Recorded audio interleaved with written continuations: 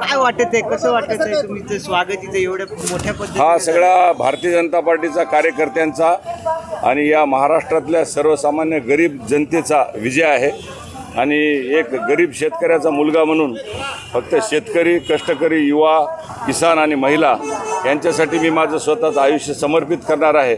माननीय मोदीजी, माननीय अमितभाई शाह, माननीय JP नड्डाजी, आमचे लोकनेते देवेंद्र फडणवीस साहेब आणि आमचे प्रदेशाध्यक्ष बावनकुळे साहेब यांच्या नेतृत्वात त्यांनी जो काही आदेश मला देतील त्या पद्धतीने माझं स्वतःचं आयुष्य देशासाठी आणि भारतीय जनता पार्टीसाठी मी समर्पित करेन।